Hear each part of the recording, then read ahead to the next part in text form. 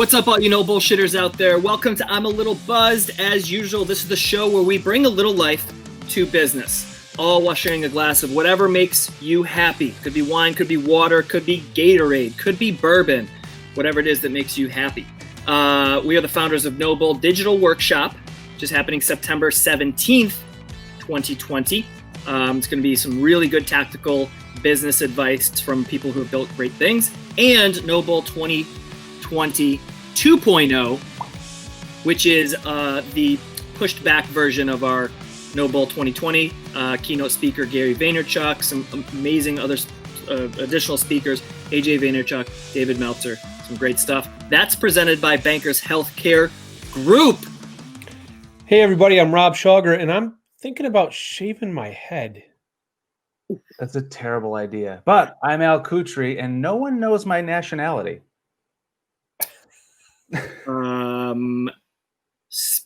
You're a Spaniard. And I'm John Timmerman, and I've never been to Disneyland.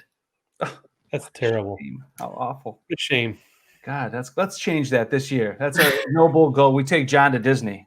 We're going to get you some ears this year, John. Oh, I would love some Mickey ears, mini ears, both. All right. I want all the ears. But cheers, everyone. Cheers to life, love, lots of laughter, and the VHS box set of Richard Simmons' Sweatin' to the Oldies workout tapes, because we're all quarantined and we all need to get a quick workout. But I would much rather learn from our guest today how to work out, because she really knows. She actually knows what she's talking about. Actually knows what she's talking about. But cheers, fellas, and cheers, everyone out there watching or listening. We hope you're well and happy. But before we bring on our amazing guest, Al, let's get into some announcements. Announcements, my favorite part of the show, because this is when you get to decide whether our weekly sponsor is made up and totally fake. Usually I make them up, and I'm a little buzzed when I do it, so bear with me. Or they're completely real, and it's up to you to figure out and comment whether it's, total bullshit or not. So here we go. This week's episode is brought to you by The Flowbee. The Flowbee, the precision home haircut system, 3 easy attachments which fit to most vacuums. It sucks while it cuts. The Flowbee is our weekly sponsor. Can it buzz heads? Can it shave heads? Can it shave Rob's head? Yeah, one of the settings is nice and tight. Live. High and tight. You know what I'm saying? Flowbee. It sucks and it cuts. That would be an amazing Sunday live episode, Rob. Well, that's what's going to happen. So you can figure out whether that's real. Yes, it is. It's totally real. Next most important thing, and the most important thing always, is tickets to Noble 2020 2.0 in April 8th. It's a Thursday, so there's no reason why you cannot be there. Noble2020.com for tickets. If you'd like a free ticket or multiple free tickets to the front section premier seating VIP wine buyers, all you got to do is go to empathywines.com and purchase a 12-pack of wine, a case of wine, which is 12 bottles. You purchase that, you get an automatic free ticket to our front section premier seating to the event. It's an all-day event. It is an absolute no-brainer. It's the deal of a century. And that's what we encourage you to do. If you don't want wine, if you don't like wine, if you don't know anyone that likes wine, and you don't want the best deal ever, and you just want to buy a ticket, then just go to noble2020.com and you can easily purchase your tickets there. I'm just turning off some notifications here. And let's not forget the digital workshop. John mentioned it in the beginning in our intros. The digital workshop is a totally free bonus to the event. It's on September 17th, which was the original date. We're also having that day a digital workshop, Facebook Live, YouTube Live, LinkedIn Live, all sorts of different live platforms with some pretty hotshot, amazing entrepreneurs, CEOs, tactical, practical workshop sessions to teach you how to do whatever you want to do in business. So, did we decide to rename the show Tactical Practical? I think so. Yeah. I think we should. So wait, what was the other tagline? So it was Tactical Practical for the digital workshop. And then it was something really good. If it comes back, we'll sneak it in this episode. But it was something good, very alliteration, very good stuff. Yeah, which you're apparently a professional at. So well, it's what it is. Yeah. But anyway, so thanks again to Flowbee and our sponsor this week, and that's all I got for this week for announcements.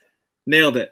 Well, before we get into our guest and meeting her and learning about her brand and her business, do you guys remember the last thing to make you smile? I feel like our world, really needs a lot of smile. But what's the last thing to make you laugh or smile? Al, 2 minutes ago. Oh. Oh. Well, mine's not that. Actually, it was a squirrel this morning. Honest to God, I was drinking. Squirrels make me smile too. Yeah. You watching Ice Age? We had a moment, and I was like, huh. Oh, did he jump right up there? He came right up on the porch, and he was like, we just like kind of locked eyes. Nobody was afraid. Nobody was startled, and we just had a little tiny moment of like, I see you, squirrel, and then he took off. He's like, I see you, human. Yeah, hey guy. This is my nut. Yeah. I'm out. Yeah. Yeah. So that was my thing. Last thing to make me smile was, it's always Trip. It's always my son.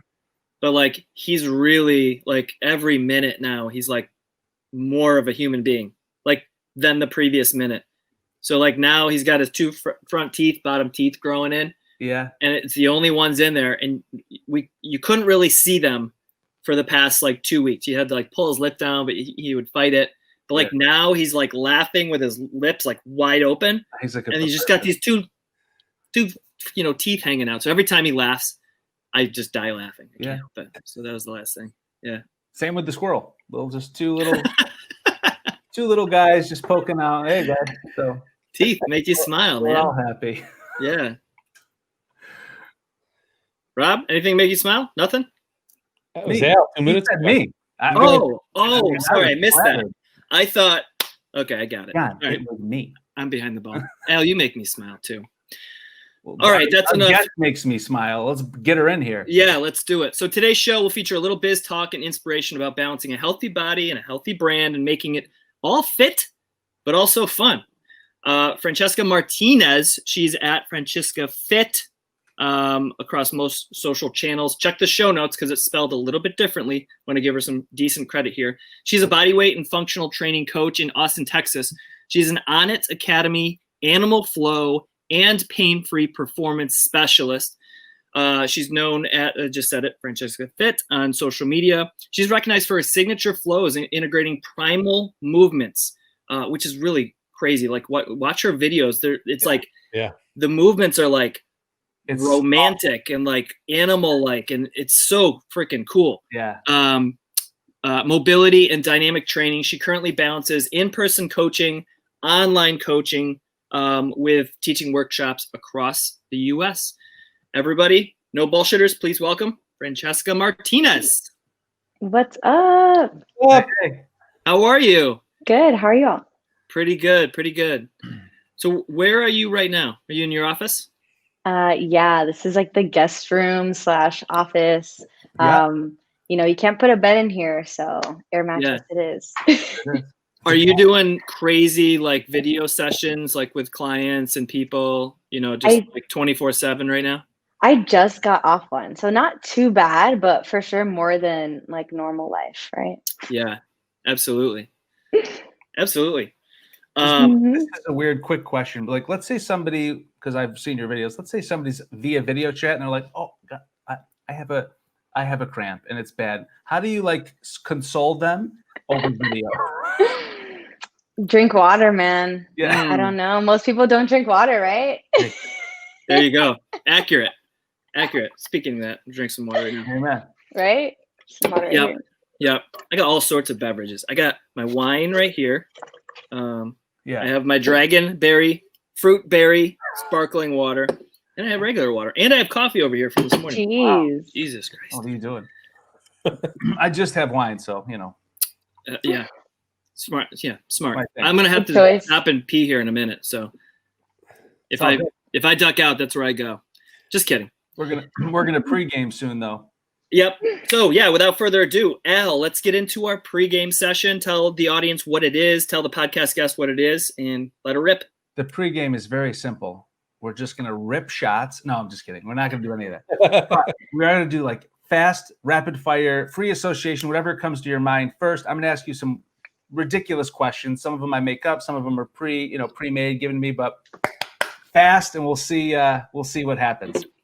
Let's do it. All right, we're gonna commence pregame now. On a hot dog, ketchup or mustard or both? Mustard. Fair. Favorite city and why? Portland, flowers. Oh, sweet. What's your superpower? Telepathy. Oof, love it. Did you watch Tiger King? Yes. Sub question: did Carol Baskin kill her husband? Yes. Okay, fair. Yeah, clearly. Very accurate. Fashion or function? Both. Okay, good. Fill in the blank. I am most inspired by Other people. oof, popcorn and kettle corn, or kettle corn. Kettle corn. Agreed. That's hard. It is hard. I know. I put it on there. Sweet versus savory. Yeah, Although kettle corn is technically sweet and savory, I guess. Right? So, kettle corn is everything. Just as a slight side note. co- Last purchase you made. Oh man. I bought food yesterday.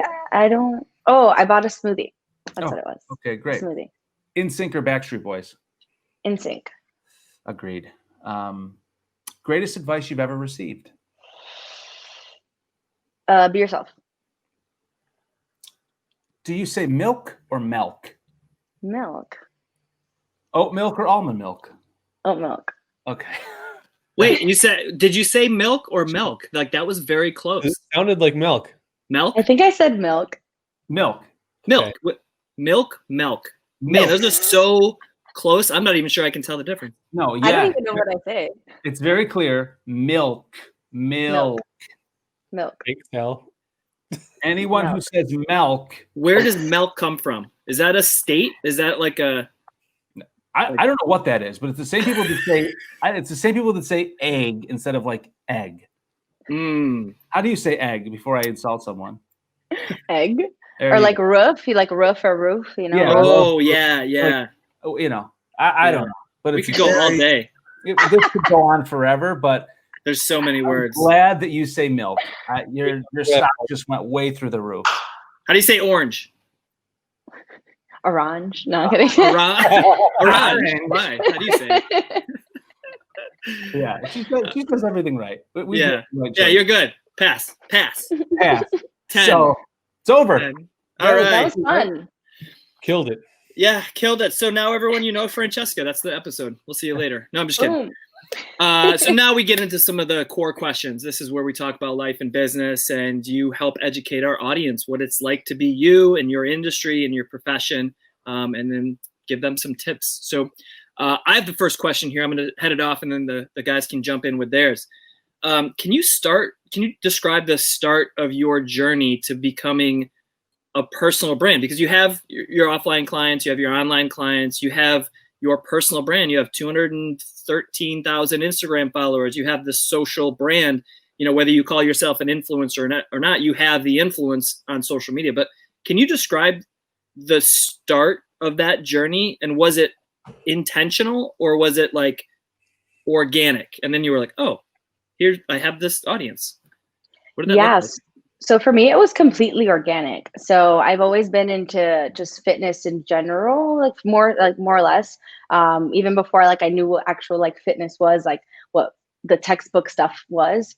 I was always a mover for the most part. And then I fell into exercise sports science just because I honestly couldn't afford a trainer. I was like, man, I'm getting soft. I need to tone up. So I was like, you know what? Let me use my electives. And then I got into the exercise sports science world. And then once I needed to actually get a real job, an adult, I was like, okay, let me get a job at a law firm. And then that didn't work out for me. I felt like I had no passion and no drive. So I was like, I did some soul searching and I was like, man, I love fitness. And I was always the fitness guru. In any social space that I had, I was always that nutrition person you'd come to, even though I eat pizza a lot. But I knew the textbook stuff and I had that science, exercise sports science degree. So I decided to go back to my roots, and then I just legit super classic garage training. I just started training people in garages. I got NASM certified, really traditional personal training route. So I started doing that. And then I just, slowly and surely, organically just started, getting more involved in the community, getting involved in local gyms, getting actual internships, and, continuing education is like a big must. But yeah, like super organic. And like, I always say it because it's like the most like cliche, like coach story, like I got a degree in exercise sports science. I can't even say it. And then, sorry, we can't talk either. You'll see. Yeah. But yeah, I found myself in a job that was completely like soulless to me. Like I had, it was like, I was great at the job. I was always making bonus, but it was not fulfilling. And I really felt like there was like a glass ceiling in some way there. Mm-hmm. So yeah, man, I just found my passion. And then I just anything, you got to keep on fueling your passion, and then it'll take you, wherever, you let it flow. And I'm very, just like, I guess it's like very quote unquote like on brand, but I'm very like free flowing person. I try not to like create resistance in my life. So I guess that's kind of how I've, just like ended up where I have. And a lot of it, of course, like I don't think I would be where I am today with like a lot of my close friends, and a lot of like, people that I met along the way. So. And how did that transition into, the social media piece? Were you started to grow your business, training in garages? Like that's such a, like you said, it's sort of a cliche, but like one of the most efficient ways, I have a background, actually, my degree's in exercise science also. And it's such an efficient way to start a business, especially in the fitness world, where, you're in a garage, you're a body weight movement specialist, so training, people, word of mouth spreads. How did the transition into social media affect kind of that growth? Did you see, I guess that's what I'm looking for, was that intentional to get into social media to start to drive business, or were you just having fun with it, posting videos, then all of a sudden that took off? So, yeah, I guess I've always been on social media. I'm like a super cliche millennial. I grew up on MySpace making like layouts. So having that Instagram part of my business was just to me, it was like having a to-do list, like it was a must and like an essential part of my business. A to-do list is not an essential for most people, but for me it is.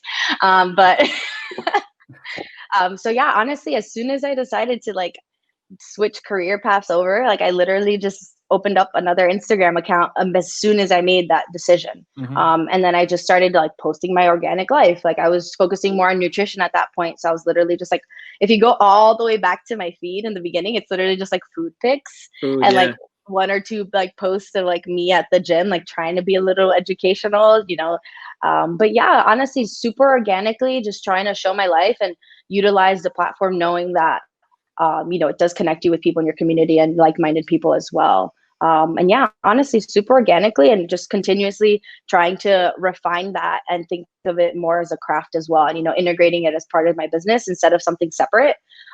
Because I realized, I think maybe a year and a half-ish into using Instagram, I realized that I got one of my best clients. Shout out to Shane, if he ever watches this, I love you. But he's a fantastic person, just super down to earth, like super about the training, like some people, I love how you guys said like the no bullshit, because some people are just all about bullshit. And you're like, dude, I just want to train. Like, I'm not a nanny. I'm not a therapist, maybe sometimes, but anybody that trains with me knows like I'm here to train too, like there's a whole bunch of different coaches. But yeah, I realized that he saw one of my stories and that's how we connected. And he was like, wow, this is like everything I've been missing in my life. And I was like, you're what I've been missing. And so I guess having that. Do we just become best friends? Yeah. And we still are friends. I was watching a bunch of your content over the weekend on Instagram. And first of all, I'm like, man, how does that happen? Because I'm trying to think of my 47-year-old back trying to work through what you do. But I think for a lot of people just don't know where to start. So they don't start at all. But with that being the case, like, what would you suggest from your toolbox, like teaching what you teach, and somebody just doesn't know where to start? What do you do? Where do you go? What's it look like? So you got like two options, and then the third one, of course, would be like doing one-on-ones, but that's not an option for everybody. But the first two routes would be, I offer a free program, so then that would be like I was there showing you some moves that are like relatively accessible to most people. I'd say like 90% of the movements are accessible to everybody, and then that's something where you can just start just implementing some stuff. And I honestly, for people that just want to get started, I never really want to recommend like just go for a full 4-week plan, because I think some people need just a little bit more movement in their lives. So sometimes I think the best way would be like I'd just go in there and maybe do like a circuit at a time, slowly get your feet wet. Or for people that wanted more structure, you have a premium program. So that it's literally like I would guide you through joint mobility. So I personally, when I try to train people, depending, and like you said, like your back, like a lot of people, they have like a limitation or something that they feel is like really stiff. So I like doing like the joint mobility perspective. So for anybody that's not aware of that, it's like a full joint, or like you do every joint in the body essentially, and then we mobilize that joint, and it's like a mobility and a body awareness practice at the same time. So that's like my preferred route to start with most people, but not everybody, wants such a regimented type of route. So that's why you have like just start a little bit of movement. I have stuff online for that for anybody who wants that, or go into the more regimented program type of joint mobility practice. And then there slowly start implementing more ground-based stuff, start implementing more fancy stuff. But for most people, I think the biggest thing is just including more body awareness stuff into their movement. I got a quick pop-up question here. So we have a business community here. Everyone is a business community if you have a job, but like there's so much joint issues from different jobs and different things like that. Can you just talk about, like, joint work is boring. It's not, it can, but it's not like, I'm going to go run and sweat and do all the exciting stuff. How do you get somebody who needs it, wants it, but can't necessarily stick with it because they get bored after a little while and they feel like they just need to go run a mile or get on the Peloton or whatever and sweat, and that'll fix it. But then, injuries. How do you get somebody to stay consistent with what they actually need before all of this other stuff? I think the biggest thing for most people is just the mindset. Like we think a lot of times, if just using the analogy of running, if we want to run and get better at running, we'll try to run like a ridiculous amount every day, or we'll try to do these ridiculous feats. For most people with the joint mobility, it's just a little bit goes a long way. So maybe starting with just like choosing Monday and Friday, I'll do 5 minutes each day. And then I think once people realize like, man, I feel a lot better after I did Monday and Friday joint mobility. All right, let me add it in Wednesday. But just honestly, even in my own life, I try to do 5 minutes every day. And then if I have a day where I can really bask in it, spend 30 minutes, maybe an hour if I want to go crazy. Sometimes we do that in a class. But honestly, just like 5 minutes before a workout or before you warm up, and then seeing how that feels, checking in with yourself, and then slowly trying to add that in a little bit more. I don't think it needs to be, like a whole 30-minute practice for most people. I suggest it, but I know a lot of us have a hard time with that. And there are, I would imagine, I don't know how many inquiries you get or questions from people that really do have physical limitations. And, there's a spectrum of physical limitations. I'm sure there's a number of modifications that this is for everyone.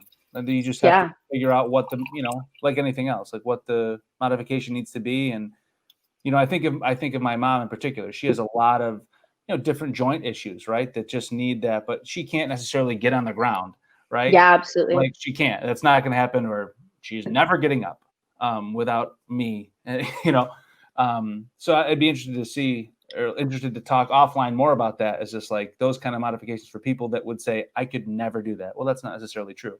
Yeah, absolutely. Cool. So what's different about running? Let me retool this a little bit. So you have your offline business and you have your online community, right?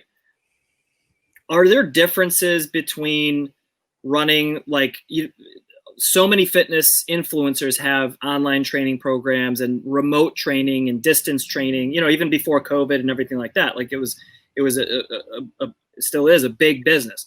What's different between training people remote over social media and training people in person? What are some of the differences? Oh man. Good or bad? Honestly, I think some of the differences with it is just, I think online everything feels so much more structured just because I feel like there's not enough room to play with it. Like, I feel like when you're in real life, things can flow better. You're like, hey, how are you feeling? Let's take this route. Um, but in general, I don't think, there's, of course, like the obvious, like the tactile, I don't get to actually go and touch somebody. So I feel like online, you have to really be creative when you see somebody struggling with somebody, like trying to go with, because sometimes different analogies work for different people. You try to give like a traditional coaching cue and then it goes over someone's head. So you're like, all right, let me use my words to be creative and, get inside this person's head. But for the most part, I don't see, too much difference in my own training. Yeah, it's just weird. I don't know. I mean, that's a good thing, in my opinion. Like, that's a good thing. Yeah. Totally weird times. So I'm like, hey, can you guys see from this angle? Like when I'm training my coaches or, when I'm coaching online, it's so funny. Yeah. you mentioned that your early Instagram stuff was all nutrition. Yeah, it was all like food and acai bowls. So today there's so many different things coming at us with these, protein shakes and powders and this multi-level marketing and all this. Like, clear that up for us. So what would you suggest? Like, where does somebody start with that piece of things? Because we know that the nutrition is just as important, if not more so, than the movement and the workout. Yeah, absolutely. So whenever people, and I like how you said, where do you start with that? I always just tell people to go back to eating real whole food. And then I hate how my phone always corrects it and puts Whole Foods. And I'm like, no, not Whole Foods. No. Like, actually, get a turkey sub. Pretty much. But I think for most people, even going back to when I first started in my fitness journey, like my diet as a kid was like Cheetos and Sour Patch Kids and cereal, like I come from junk food for sure. I had, family members that would, my grandma, who would cook good food sometimes. But I think that's the basis for me, just trying to eat more real food for people. Because I think a lot of us, even going to the protein powders, we think the protein powders are going to be our solution, but we're still like putting not great stuff into our body. And even our protein powder isn't like a whole food. We can still be getting more, nutrition or more micronutrients or more fiber or more, healthy fats or all these other things that are essential for a human being. And like everyone's scared of carbs. And I don't know for how long people have been scared of carbs. I think it's just, I don't know, what, 20 years, 40 years? I don't know. Forever. I'm not afraid of them at all. No, me neither. I love carbs. But Yeah. No fear of You know what's crazy is I wish I could remember the name of the documentary, but they talked about how like 40 years ago, the dairy industry just like lobbied the shit out of the government to make milk the thing, right? And that's where got the early parts of Got Milk and protein and everything like that. And then they talked about how the sugar industry came in and basically formed all of our preconceived notions that's fat is bad, carbs are good. No, carbs are bad, fat is good. Like all of these things that we think were simply put into our brain because of the industry. Yeah, agenda. Absolutely. Yeah. I had a trainer that I truly loved. He was out of Florida, a remote trainer. And he basically said, I tried all sorts of things, keto, all sorts of things. And he said, any diet that demonizes any food group is trash. I love that. If it demonizes any food group at all in any capacity, it's a trash fad diet and stay away from it. And I was like, well, okay. Yeah. I was like, so just eat everything? Okay. Oh, okay. Done. No, it was great. So we're all on the same page. Great. But yeah, for the most part, I'll indulge in a pizza and I have a whole little bin where we have chips and stuff. But for the most part, I know how much. I think the biggest thing is becoming more willing to listen to feedback from your body. When your body eats junk, you feel like junk. It's usually a no-brainer if you're willing to listen to that and eat good and listen to how your body responds to that. And good is relative, so. Yes. Yeah. Francheska, so do you, I keep going back. So my background also is in marketing. So I keep going to this. I'm super interested in the community that you've built up, right? Mm-hmm. Now, from a brand perspective, do you get approached by brands to represent their products and work with them? And if so, can you sort of give some tips for both sides, the person with the community as well as the brand, of what makes those relationships great and what is fucking terrible to stay away from? Ooh, all right. So from my perspective, as somebody that's getting reached out to, I think the biggest thing is just, only doing something that you're completely authentic with. If you have to second guess something twice, it's just probably not for you. And I was just recently in a scenario like that. And then I think on the flip side, for the business that was reaching out to me, I think it's making sure that it's a right culture fit. And I think sometimes people you imagine something to be a good culture fit, but I think usually things are a no-brainer. You don't have to, I don't know. I think things should just be completely free-flowing and organic and authentic as they are. So I feel like if anybody watched my page for 2 weeks, realized that I probably wasn't a crazy supplement head. So I have these massive supplement companies reaching out to me, and it sounds amazing and I would love it. But then I ask myself, really? And then I'm and it's something I really have to contemplate, because of course, I take certain supplements, and they're, I like vitamins. Everybody wants to stay healthy as well. But if it's somebody that's really trying to push way down my throat, is that something that is, that I want to do? I have to question it. And then to reference the side of the company, I missed my own point, but it was that if you would watch my page for 2 weeks, you'd realize that I don't eat dairy. I can't eat dairy. Yeah. And sure, a lot of these companies have other products, but some of them don't taste good. So it's I'm left with no options. If the plant-based tastes like poo-poo and the whey is the star, I can't. I have no place. Yeah. And a lot of plant stuff really does taste like poo. I don't know. Yeah. I don't know, guys. Yeah. I'll give you one that I like. So my wife is plant-based, and I'd say I'm 90% plant-based, aside from some really good Racket Lake steak sometimes when we go up there. But Amazing Grass is a brand I love. Amazing Grass, and they have protein and superfood combination. So anyways, that one tastes pretty good if you're looking for one. Ooh, thanks. Yeah. But you mentioned sort of having that gut feeling. Al, this is in your wheelhouse, that gut feeling of where. I'm all about the gut feeling. Yeah. It's got bad juju, I'm out. Yep. Yeah. So and then that's a good tip for both the influencer or personal brand side of things, as well as the brand of if the gut feeling is not there that it's good, go away. And that leads into one of my questions is and I was watching your stuff, and I'm actually so a buddy of mine, Bill O'Brien, do you know him at all? He's a lacrosse player. Yes, I think I have seen his stuff. He's he does a lot of fitness stuff too, aside from does a ton of fitness stuff. And within the last 6 months, he's really transitioned to most of his fitness stuff is less heavy lifting and heavy weight and more of this functional primitive movement type stuff. And he was the first person that I saw that I was like, what the hell is Bill doing? And I was like, why is he crawling?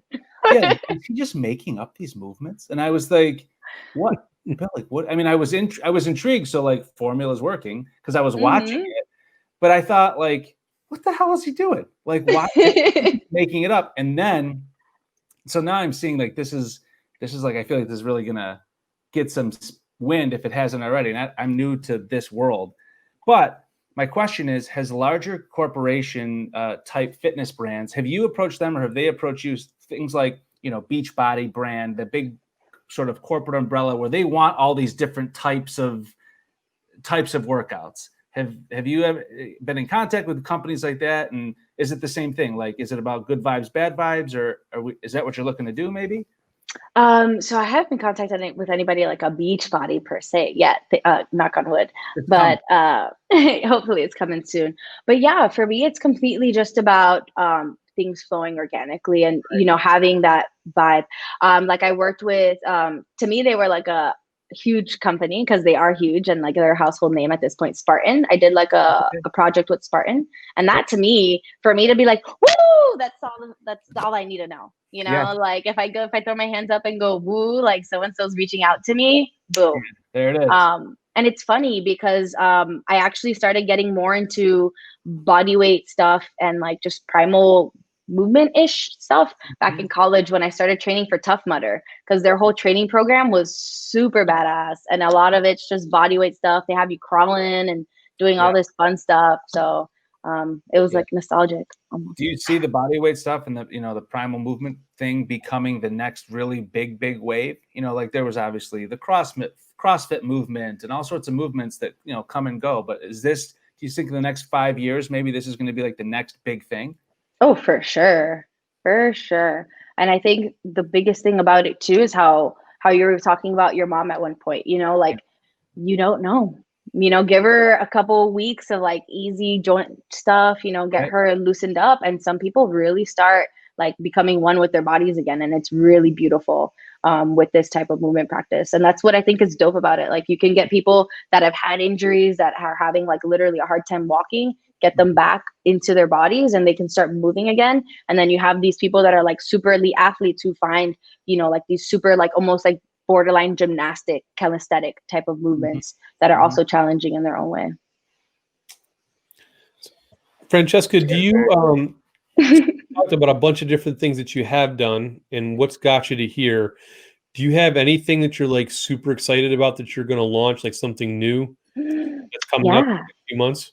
Yeah. So I put it on pause for a couple of days just because I feel like projects, you need to let them like rest. And then you have like those moments of creativity. But I'm working on a kettlebell program. It's like 90% done. I'm waiting for like the last embellishments to like come through. But yeah, it's almost there. Cool. And I haven't filmed it yet though. So it's not like it's done, but you know what I mean? Like the hard part is done. Yeah. God, I love kettlebells. Pre-production. Yeah. Fantastic.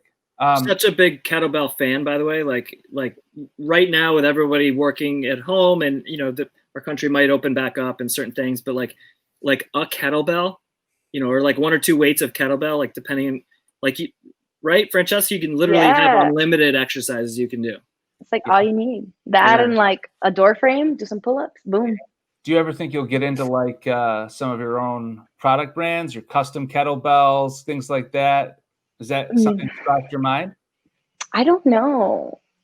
Maybe. Not there yet. Not there yet. Yeah. No. Yeah. I was looking through your website and I was just looking through all the packages and I saw it's like, you've got the free program, you've got package-based stuff.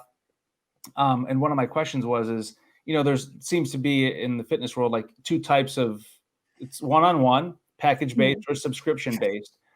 And I was wondering what your opinion was on in terms of just, value versus scaling your brand, because there will come a point where you cannot be everyone's trainer. Absolutely. That's inevitable as you scale. So what's your opinion on like subscription-based content versus package-based content? Ooh. I mean, what's the phrase that I'm looking for? You pay for what you get. Like that's it. I hate it. Or yes, you pay for. I can't even say it. You pay what you get for. Yeah, I don't know. You pay what you get for. That's what it is. You get what you pay for. Get what you pay for. I'm the worst at analogies. Get what you pay for. Oh man. But yeah, so the subscription is great and I love it because it's very accessible. And people can have it on their own time and we don't need a schedule. It's a little bit more user friendly for the most part. Mm-hmm. But if people can do packages, that is the best way to really get your questions answered for your body, because whenever you're doing the subscription, it's generalized on like a imaginary body. And then, like whatever limitations I have, I can relate to. But yeah, it's amazing. I think the best thing about having those one-on-one interactions is like, because sometimes people will be doing these mobility exercises or whether it's lifting or whatever it is, people are like, am I doing this wrong? And people think they're doing things wrong when they're doing things at home and they're unsure. And that lack of confidence or that just sense of being unsure, I think is a big barrier for a lot of people in their own fitness in whatever goals they're trying to reach. Yeah. From a business perspective, this could be educating somebody who's trying to, take their fitness business online.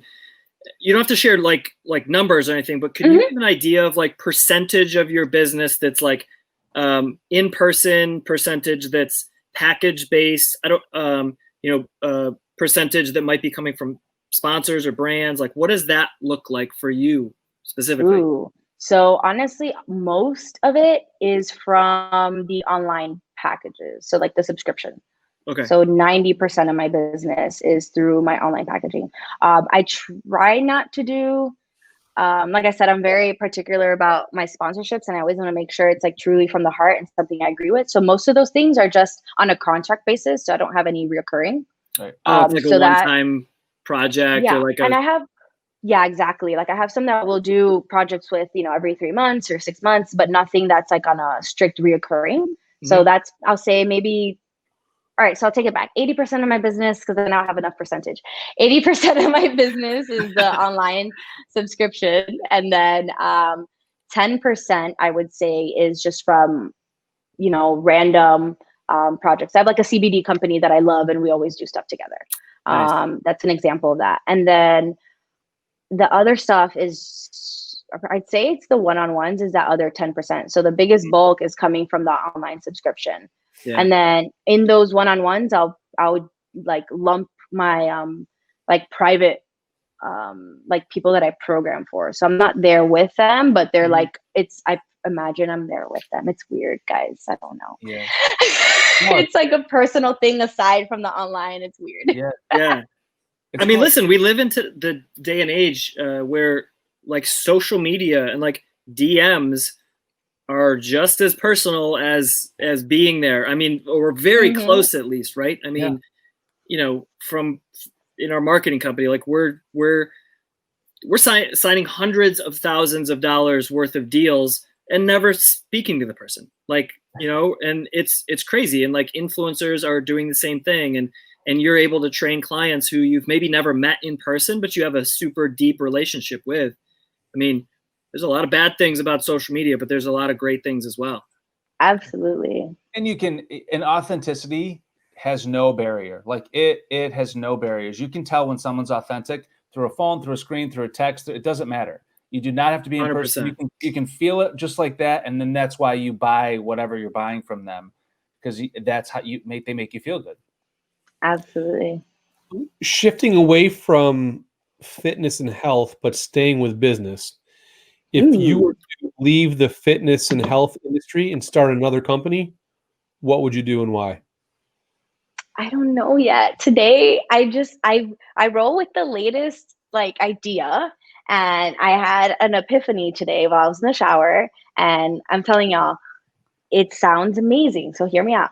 So my boyfriend was like, man, if I just had a whole bunch of money sitting around, I would just buy VR, create a blog, and just review VR on a blog. And I'm like, oh my God. If you were to start that right now and like stay with it for like, let's say 10 years, right? Like you would be that first MySpace person that like went into and started, interacting and engaging when there was like 200 people, and then all of a sudden, bam, they were like, or like Vine. Remember Vine? Yeah. So like Vine came out, and the first like 10 people who were on Vine are now like the biggest YouTubers. I know. On the internet. All right. Do it. So I might start my side hustle, guys. There you go. Do it. Fridays and Saturdays are just VR days. All VR days. We'll have you back on in like 5 or 10 years when you're like the VR queen. You're gonna be the new Tom of MySpace. You're gonna be like a hunchback. Yeah. I mean, I have this whole room. I can just set it up right here. Let's go. There you go.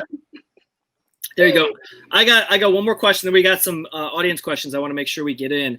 What Sweet. Is your? I think I can guess. You sort of already said it, but what is your life motto? Just let it be, man.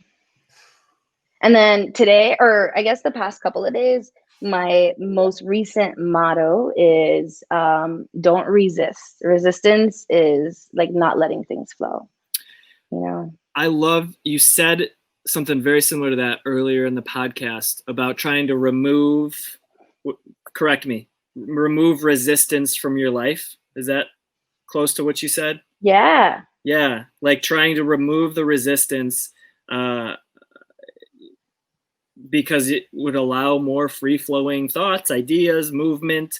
I mean, I really respect just your overall aura. I mean, you know, we can tell talking to you, but also in your videos and in your just general, personality and brand that you're really adopting this. I think a lot of people can learn from that, especially in the, rough times that we're living in right now.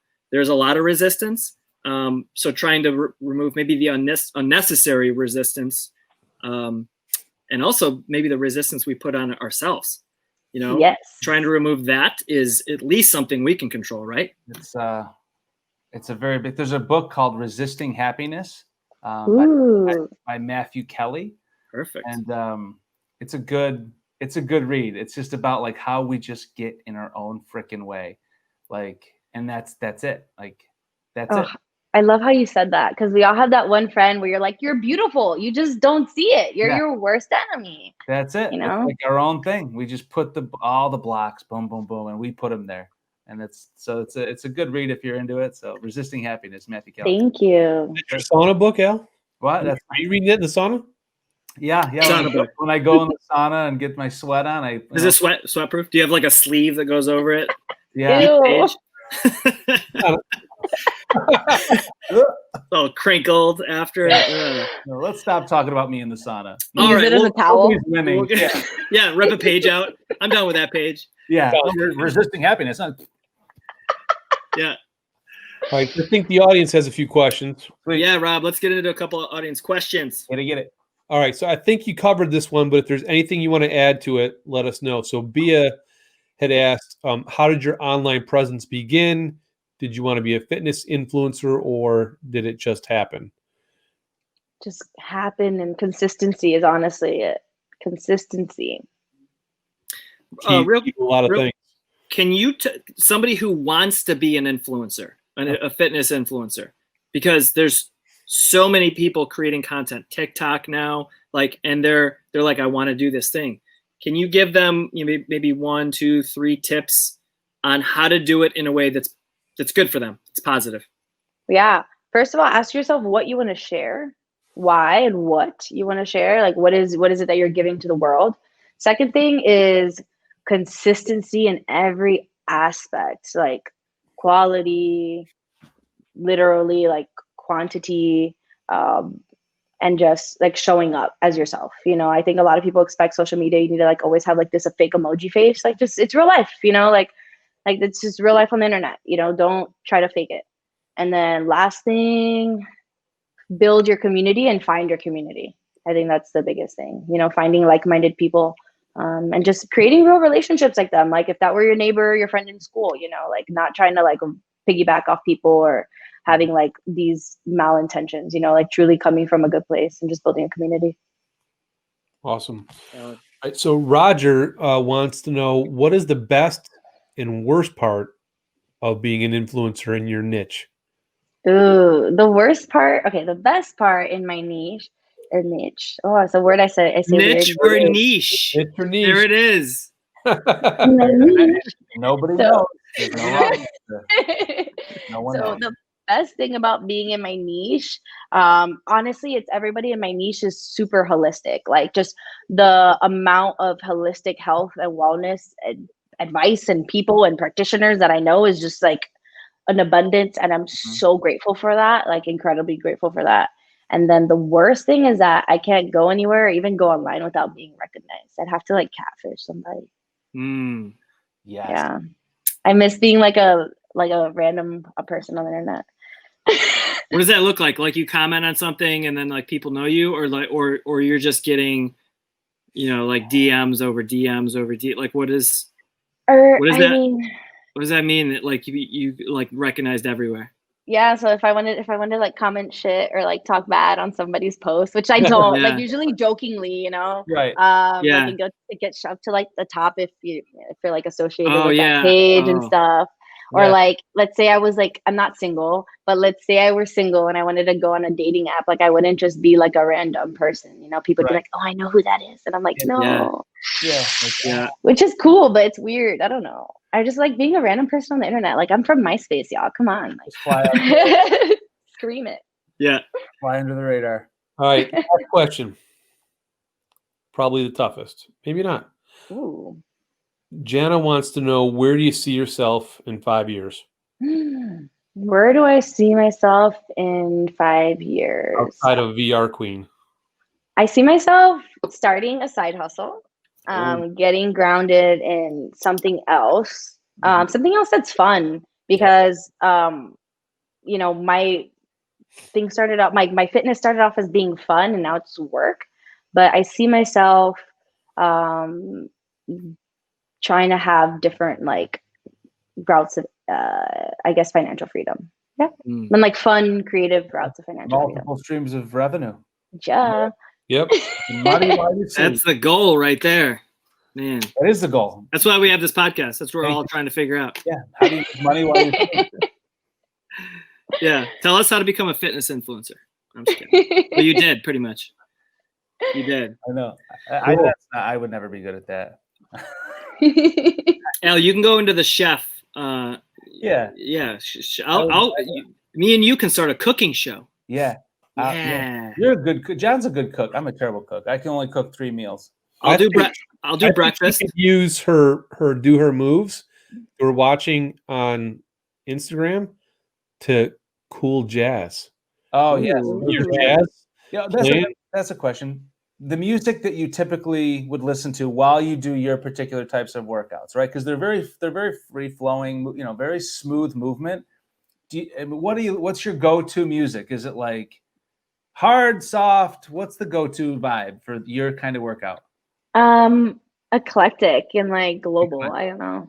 Like a lot of like Afro beats, a lot of like hip hop, maybe some like random lady singing from like some country where you can't understand her language. I don't know. Something like rhythmic that just like takes you, like you said. Yeah, I could see that in like a, you know, Central Park, you having like 1,000 people doing smooth movements and a DJ that's just like different things. Oh, Al, maybe there's What? Technically she's not a ninja, I guess, but fun. so literally, yeah, yesterday we were talking about, so we have this big event coming up in April. Gary Vaynerchuk and Constance Schwartz-Marini and Shay Robot and a bunch of big business people. And we were talking about how cool it would be to have, you know, the introduction of the people coming out. We play like a really badass video where it gets everybody amped up.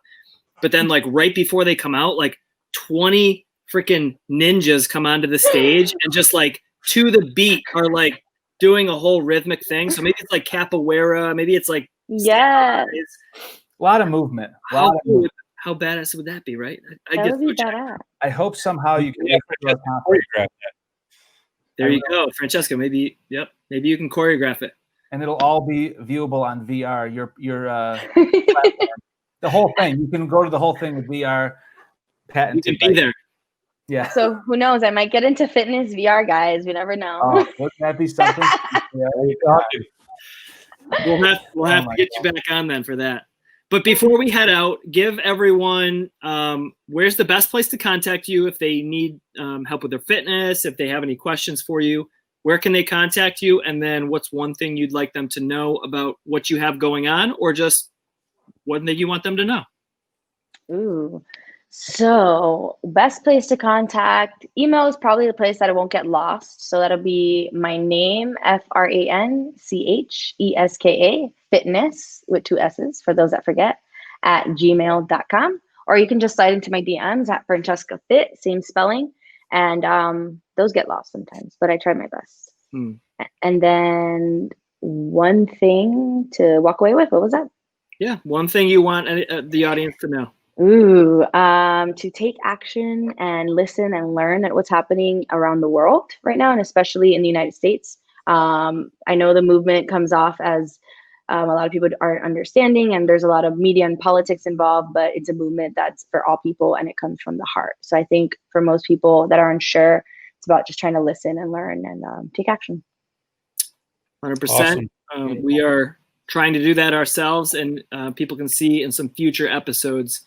Hopefully we're helping that cause as well. So amen. Thank you so much for taking the time out to be with us. You. Really do. It was good. Appreciate you.